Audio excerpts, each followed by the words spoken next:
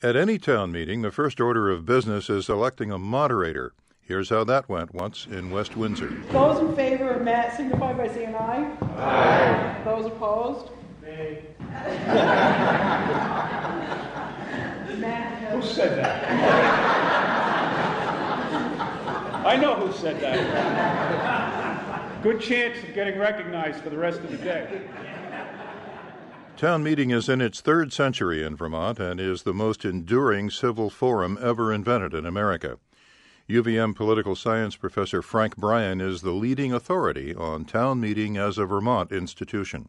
Look, most Vermonters, or all Vermonters, if they want to participate in town meeting, can be a participant in the democratic process that 95% of Americans can only dream about. You can't do this in Pittsburgh and in Buffalo or San Francisco even.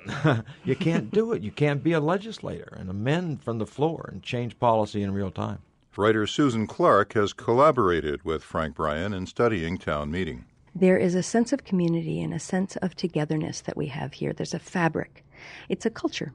Town meeting has created a culture. Just the way Colorado has a cowboy culture, we've got a town meeting culture. And it's something that we need to nurture and recognize and feed. Otherwise, it will go away. It is not in danger of going away in Killington, where taxes and secession almost always produce sparks. I'm tired of this town. Tired of this town. Goodbye and don't come back. Who made you president of this town? Everybody vote no. Everybody listen. That last voice was moderator Red Glaze, who expects verbal fireworks. People are there to bring up questions and to make noise. And if they don't, they might as well go stay home in the closet. It's a democratic way. Get up there and say what you think. It's not all budget numbers and Yankee self-expression. Almost without exception, wherever town meeting is practiced in its traditional form, there's a break for lunch or for supper, and for the spectacular harvest of country kitchens. And those are yellow eye beans. We put them soaking Sunday night, and we put them baking yesterday, and now we're finishing them in time for lunch. Back in West Windsor, they're working their way patiently through the articles to be decided, and where they don't like the wording or the numbers, they make changes. 61 voted yes, 40 voted no. You have adopted the amendment. Town meeting is alive and well in West Windsor, in part because it's not a very big place. About 1,000 people live here at the foot of a ski slope. As communities grow, so does the pressure to change the way town meeting is conducted. And change is the enemy of tradition. Most of the changes are designed to increase the number of people who turn out to decide who sits on the select board and how much tax money gets spent.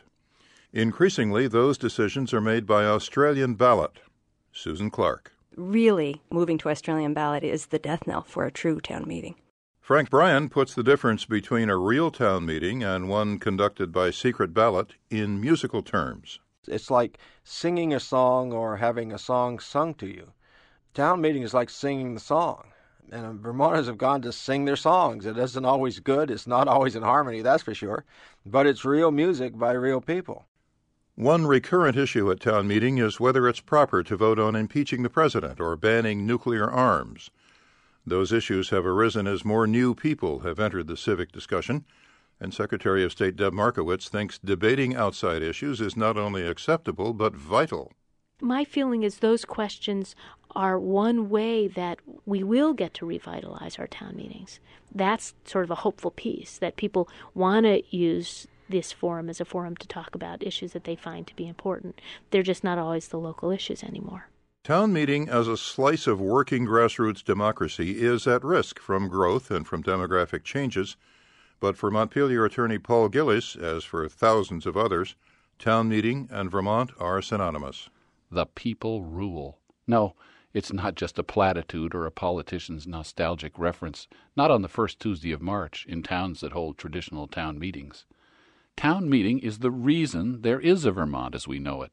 It brings out the best in us. It keeps our officials properly humble, and it's the best show in town. Town meeting day, no matter how it's conducted, continues to be a unique expression of grassroots democracy in the Green Mountain State. For Vermont Public Radio, I'm Steve Delaney.